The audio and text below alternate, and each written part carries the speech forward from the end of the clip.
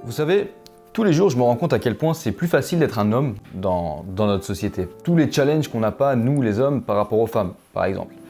Et le sujet de la vidéo d'aujourd'hui, c'est la situation des femmes au Japon, notamment par rapport au harcèlement.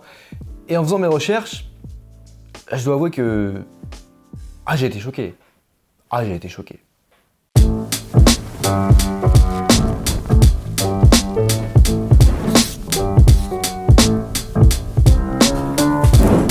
Bienvenue dans ce nouvel épisode de Bref du Japon. Avant toute chose, je sais qu'il faut être très clair sur internet et que les propos sont facilement déformés, alors je voulais juste préciser que si je fais cette vidéo, c'est à but informatif. Je veux juste parler de la situation au Japon et je ne fais en aucun cas une comparaison entre le Japon et la France. Je sais que des femmes du monde entier et dans chaque pays doivent faire face à des inégalités, mais ici, on va se concentrer sur la situation au Japon. Alors aujourd'hui, on va parler de la journaliste Shiori Ito, du Flower Demonstration et du sexisme en général. Super!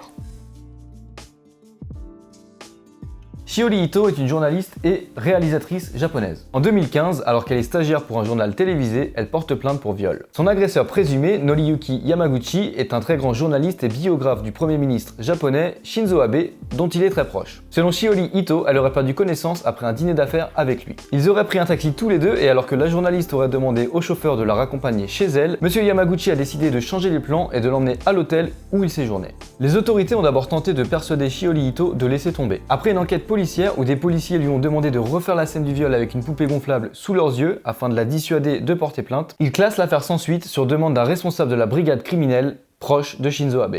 En avril 2017, 2 ans plus tard, Shiori Ito décide de prendre la parole publiquement lors d'une conférence de presse afin de parler de son agression. Elle en profite alors pour porter plainte contre Yamaguchi et c'est un choc énorme dans tout le pays. En octobre de la même année, elle publie La Boîte Noire, un récit dans lequel elle explique tout ce qui lui est arrivé. C'est l'incompréhension totale dans son entourage, elle reçoit énormément de menaces de mort sur les réseaux et elle est obligée de partir s'exiler à Londres. Yamaguchi a également décidé de porter plainte contre la journaliste et il dit que s'il l'a ramenée à l'hôtel et s'il l'a déshabillée, c'était pour la nettoyer. Et que à partir de là, elle lui aurait fait des avances et que lui n'a simplement pas résisté, ce qui veut dire qu'elle était parfaitement consentante et consciente de ses actions.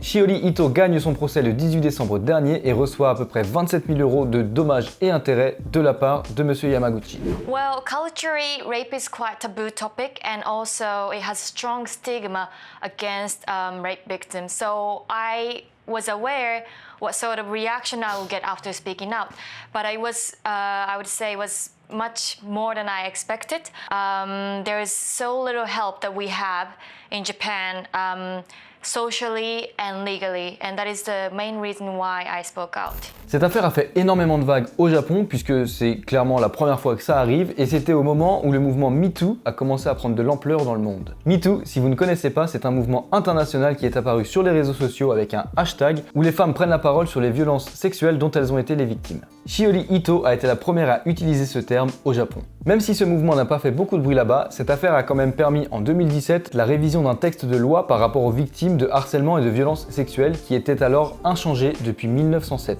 Pour vous faire une idée du côté archaïque de cette loi de 1907, dites-vous simplement que un vol, c'était beaucoup plus condamnable qu'un viol. Voilà, pour la faire très simple.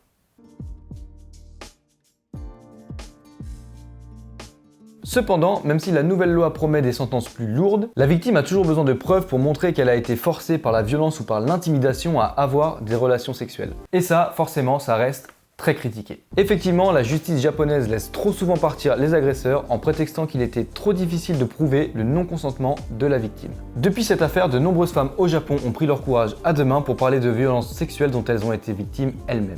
Au Japon, le mouvement MeToo, donc moi aussi, est vite devenu WeToo, nous aussi. Ça permet d'accentuer le fait qu'il ne s'agit pas d'un seul cas isolé et de soutenir plus de femmes dans leur démarche. Flower Demo, c'est une manifestation qui a eu lieu le soir du 11 avril 2019 devant la gare de Tokyo. Plus de 500 femmes se sont réunies pour critiquer plusieurs cas d'agression sexuelle qui ont été classés sans suite en mars de la même année. Après la manifestation, beaucoup de femmes ont décidé de rester sur place et ont pris le micro tour à tour afin de s'exprimer sur des violences sexuelles qu'elles avaient elles-mêmes subies. De nombreux détracteurs ont critiqué tous ces mouvements, ont dit que le mouvement MeToo n'allait pas prendre car les japonaises seraient trop faibles et ont dit que de toute façon les manifestations, ça servait à rien. Toutes ces femmes présentes le soir du 11 avril ont décidé de leur donner tort et aujourd'hui, le mouvement prend de l'ampleur. Le mouvement est devenu mensuel et réunit beaucoup de femmes ainsi que quelques hommes tous les 11 du mois et s'est propagé dans beaucoup de villes au Japon. Le nom Flower vient de la fleur qui est utilisée comme symbole pour donner du courage aux femmes afin de s'exprimer publiquement. La victoire de Shiroi Ito en 2019 a également donné un grand coup d'élan à ce mouvement et a permis de le faire connaître un petit peu plus au Japon. C'est devenu un exutoire et une forme de thérapie qui vient aider ces femmes petit à petit à penser leurs plaies et à s'exprimer. Pour comprendre pourquoi le harcèlement sexuel est si présent et si peu condamné au Japon, il y a plusieurs choses à analyser. Tout d'abord, pour la justice, si la victime n'arrive pas à prouver qu'elle a été violentée, elle est considérée comme en tort car elle aurait pu s'échapper.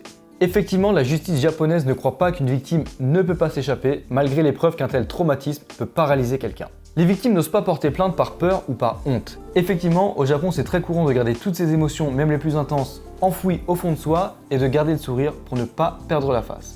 D'après les témoignages, les victimes disent qu'elles ont souvent honte d'elles-mêmes par rapport à ce qui s'est passé et ça les paralyse et ça les empêche de s'exprimer. La police japonaise est aussi très maladroite et complètement déconnectée quant aux agressions sexuelles. Demander à une victime de rejouer la scène du viol avec une poupée gonflable est une pratique courante au Japon qui détruit la victime et la dissuade d'aller plus loin. En outre, la loi et la police japonaise condamneraient ces femmes à souffrir en silence afin de garder une bonne image de la société et de ne pas faire de vagues. En faisant mes recherches, j'ai aussi vu, d'après quelques témoignages, que les hommes joueraient des nuances de langue. Effectivement, en japonais, il est très rare de dire un non. Un non catégorique en japonais, ça n'existe pas. Si vous voulez, dans ce genre de cas, les femmes disent plus hazukashi, ce qui veut dire je suis gêné, pas envie, ou chotto, ce qui insinue la négation. Mais voilà, c'est pas un non catégorique. Et visiblement, ce serait pas suffisant pour faire comprendre aux agresseurs qu'elles n'ont pas envie. Et ça peut aussi venir jouer en défaveur des victimes lors d'un éventuel procès. Pour finir, l'éducation sexuelle est quasiment inexistante au Japon et certains hommes ne sont même pas vraiment au point sur la notion de consentement. L'année dernière, à la télé japonaise, on a vu un graphique avec les réponses à la question « Selon vous, qu'est-ce qui signifie que l'autre est consentant ?» Et les résultats sont plutôt effrayants. Une très grande université de médecine au Japon a été obligée de s'excuser publiquement après qu'il ait été prouvé qu'il modifiait les dossiers des candidats pour faire passer les hommes à la place des femmes. Et ça, peu importe leur note. Le mouvement Kutu, qui est un remix de MeToo et qui est un jeu de mots avec les termes Kutsu, chaussure et Kutsu, la douleur, a également vu le jour l'année dernière. Yumi Ishikawa, employée d'une société funéraire, a décidé de s'exprimer sur les inégalités hommes-femmes dans le milieu professionnel, après être rentrée chez elle les pieds en sang à force de porter des talons plusieurs fois. De nombreuses entreprises japonaises ont un dress code très strict pour les hommes comme pour les femmes et ordonnent à ces dernières de porter des talons au travail. Yumi Ishikawa a lancé une pétition en ligne afin d'autoriser les japonaises à porter des chaussures plates au travail. Elle a aussi reçu énormément de critiques et le ministre du Travail a réagi en disant qu'il était nécessaire pour les femmes de porter des talons au travail et qu'il fallait conserver les traditions. Affaire classée. Du coup, en juin 2019, elle a organisé à Tokyo un événement où les hommes devaient marcher avec des talons pour se mettre à la place des femmes et se rendre compte un petit peu plus de ce que ça représentait. Il y a encore énormément de choses à dire, il y a beaucoup d'exemples dont j'ai pas parlé, mais si je le fais, la vidéo va durer 2 heures, donc je vous laisse plein de liens en description pour que vous puissiez vous faire votre avis comme d'habitude. En attendant, j'aimerais connaître votre avis. Est-ce que vous pensez que la situation des femmes au Japon va évoluer dans les années à venir? Et est-ce que vous-même, vous auriez des expériences personnelles à ce sujet? Merci beaucoup d'avoir regardé cette vidéo jusqu'au bout. Je sais que c'est pas un sujet facile et que c'est pas un sujet très joyeux, mais je pense quand même que c'est très important pour les femmes au Japon et pour les femmes du monde entier qu'on parle de ce genre de sujet et qu'on essaye tous ensemble de faire bouger les choses. En attendant, de mon côté, je vous dis à samedi prochain pour une nouvelle vidéo sur un nouveau sujet. Passez un très bon dimanche. Ciao!